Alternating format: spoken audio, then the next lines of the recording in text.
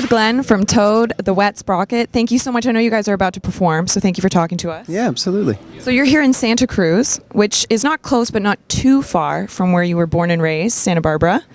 And you went to San Marcos High School, right? Yes, met the band there when I was a freshman. They were all seniors, and we were theater geeks. So there must be something in the water there, because there's been a few celebrities, well-known people to come out of that high school. I think so. Right. So was there ever any talk of putting Chuck Lidell as an extra member of your band? No? Not this far, no. Did you teach him most of his moves, though, you would say? I'm sure I did. Yeah. I'm sure you gave him some moves. He gave you some moves. What does he do? Chuck Lidell? Okay. Well, I'm going to send this to him, and then we're going to do a rematch. You two, head to head. Skater? No, fighter, but so close. Oh, I know about him. Okay, yes. Yeah. Your boy, right? He's your boy. I knew that. I just forgot that. Now he's going to kick my ass. Well, that would be something that I would also pay to see. So please invite me back for that. It wouldn't be good sport, though. It would not take very long. I knew that. I can't keep names straight. It's okay. You're in performance-minded situation going on here. So you guys started the band very young, Santa Barbara. You had a little bit of a hiatus. Now you're back together, 2010, full swing, right? What changed going from high school to now? Did anything change? Was it hard to get back into a groove? Well, everything changed. Everything changed a number of times. I mean, I don't know. We broke up a long time ago. There's no way to really compare it. I mean, if that makes sense. Is it just different being 16 and then being a man and a grown adult? Is it change your writing? Does it change your style? It better be. Yeah, I mean, there's been a world of experience since we first got together, and I don't even know where to start with that. Too much changes to make a tidy statement. You're not really a band anymore. You're like a family, right? A little bit. I mean, we're a band again. We weren't a band for a long time, and we were able in the last few years to kind of get it where it felt good again, felt like we had something to offer each other, and there was a long period of time where we didn't, and so we weren't going to beat it into the ground when we weren't feeling it, and so to make a new record, we really had to feel like we were on the same page again, feel like we had something new to say together, and so we could have made, I think, a really mediocre record a long time ago, but we waited to do it till the time was right, till it felt good.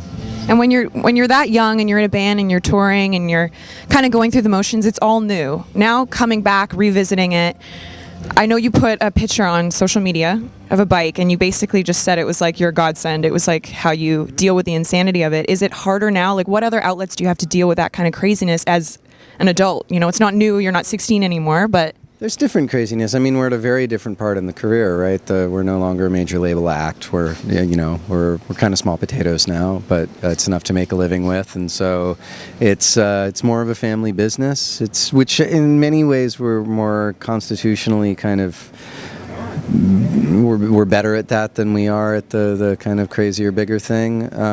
But I mean. The main difference is that it's a project now, and it used to be the only thing we did. It was our one band, and everything we did creatively had to get kind of shoehorned into it. And now we're in a great position where it's one of many projects, and I'm really looking forward to going back, writing for a new solo record, and Todd and Dean have their band and they're writing, and everybody's got other stuff going on, and so it's part of a balanced diet instead of this incredibly insular, high-tension thing. So I really enjoy that part of it. And it was cool to come back and get, for the first time, to ask what a Toad song was and what made it different from a solo song or one of my other bands, and try to actually write a song that was the right song for Toad, which I'd never done before, and let us kind of examine what our strengths were and what each other's strengths were and appreciate those a little more. So it was good. Now, in terms of your lyrics and kind of the sound and the vibe of your music, vulnerability, kind of like a vulnerable sound, has been a word that's largely used to describe some of your music, some of your lyrics. Do you think that transcends now into 2014, where a lot of the music is very rap, kind of ego-driven, very all about what I have? It's less humble. There's less humility in music. Do you still carry that into your music now, you think? Oh, I mean, yeah, we still do, but I also think there's a lot of incredibly vulnerable music. I mean, there's a wide range. There's more music being made now than has ever been made before, and more music being released and being heard. So, all depends on what you listen to and where you are. I mean, there's hip-hop subgenres that are all about how sad you can be, you know? So vulnerability exists everywhere. I mean, in terms of major pop radio, there is a focus on a certain vacuousness that I'm not really interested in. But I also understand that it's harder for companies. You know, it used to be if people liked a record, they'd buy the CD and they'd buy the cassette. And now 1 out of every maybe 20 people who likes a record might possibly buy it.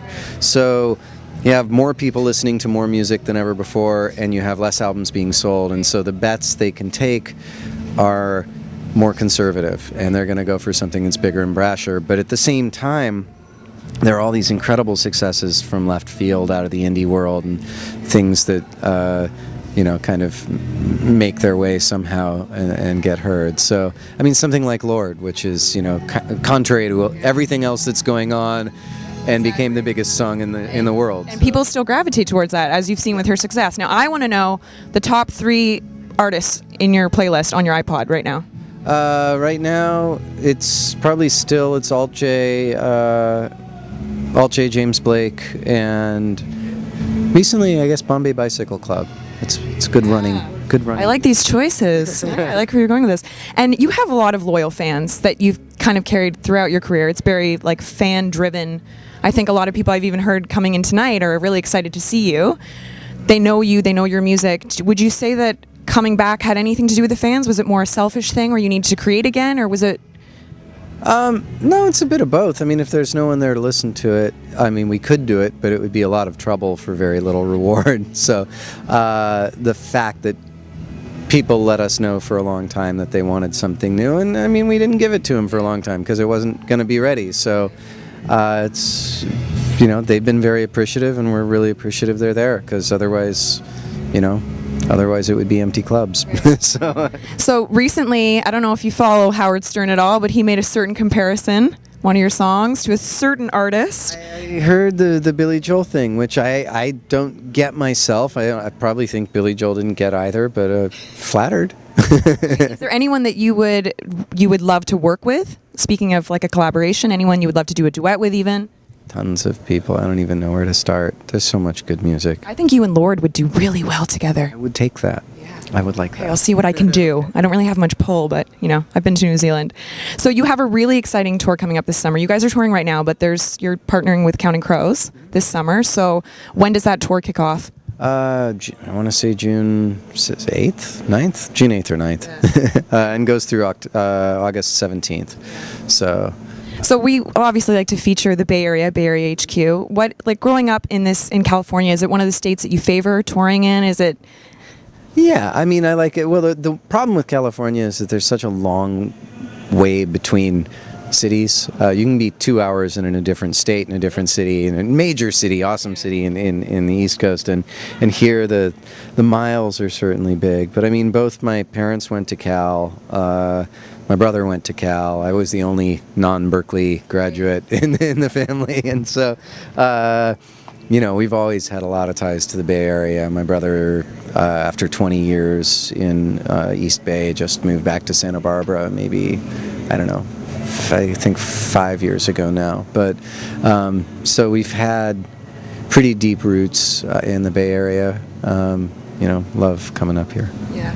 So I have to ask. I wouldn't dare ask where you got your name from, because I can't imagine how many times you've been asked that. What I do want to know is how many times you've been asked that, and have you come up with innovative ways to answer people now? Do you just lie now? We did. The innovative ways to answer were pretty snarky.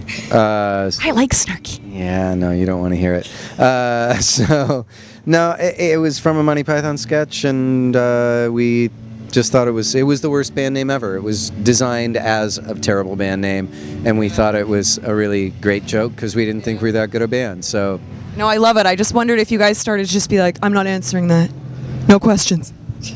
No, there's just, it's one of those things. If you give yourself a stupid name, I think the object lesson in the whole thing is never do something really silly as a placeholder, because we were trying to think of a really cool name. Yeah. We never did the cool name. We were stuck with the placeholder. So aim for quality the first time around, because you may well be stuck with it. That's how I feel about most of my tattoos, sadly enough, right? You look back and you're like, what? And then now I just don't explain it. So maybe that's the best way to go. Thank you so much for talking to us. I know you have to get back to your show, but thank you so much.